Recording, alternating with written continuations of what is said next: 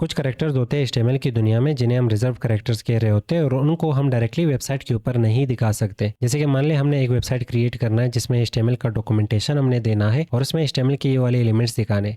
तो मैं यहाँ पे लिख लेता हूँ HTML, इंटर करते और ये HTML का एलिमेंट मुझे वेबसाइट के ऊपर दिखाना है। तो कोड को अगर रन करके हम वेबसाइट में ये एलिमेंट देखेंगे तो ये एलिमेंट हमें वेबसाइट के ऊपर नहीं मिलेगा। वजह सिंपल है, क्योंकि इन एलिमेंट्स को HTML के टैग्स की तरह ट्रीट किया जाता और टैग्स को आप वेबसाइट के ऊपर नहीं दिखा सकते, टैग्स रिजर्व्ड होते। वो कैरेक्टर्स, इमोजीज और सिंबल्स जो कि कीबोर्ड के ऊपर मौजूद नहीं है पर हमें नीड पड़ती है वेबसाइट के ऊपर दिखाने के लिए, तो इसके लिए हम HTML एंटिटीज़ का यूज़ कर सकते हैं। HTML के एंटिटीज़ को हमेशा स्टार्ट किया जाता है एम% से और ये ख़त्म होता है सेमीकोलन पे। एम% और सेमीकोलन के बीच में यहाँ पे HTML के एंटिटी का नाम आ रहा होता, पर कुछ ऐसे एंटिटीज़ होते हैं जिनका नाम नहीं होता, उनका कोड होता है। तो हम HTML के एंटिटीज़ को कोड के बेस पे भी इंसर्ट कर सकते हैं। अब जब कोड के बेस पे हमने HTML के एंटिटी को इंसर्ट करना है तो एम%, फिर हैश, फिर यहाँ पे आ जाएगा सेमीकोलन। तो इस पॉइंट पे HTML का एंटिटी का नाम स्टार्ट हो जाता है और यहाँ पे नाम खत्म हो जाता है, इसके बीच में नाम आ जाएगा। और यहाँ पे HTML के एंटिटी का कोड स्टार्ट हो जाता है, इस पॉइंट पे कोड खत्म हो जाता है और बीच में HTML के एंटिटी का कोड आ जाता है। एंटिटी के कोड में हमेशा हमने हैश का इजाफा कर लेना है। अब मान लें ये चीज़ हमें वेबसाइट के ऊपर दिखानी है, तो सबसे पहले ये करेक्टर हमें दिखाना है।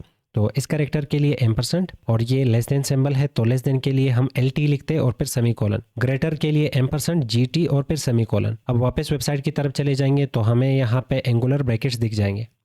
अब इन एंगुलर ब्रैकेट्स के बीच में हमें HTML इंसर्ट करना है, तो यहाँ पे लिख लेते हैं HTML और HTML हमें यहाँ पे दिख जाएगा।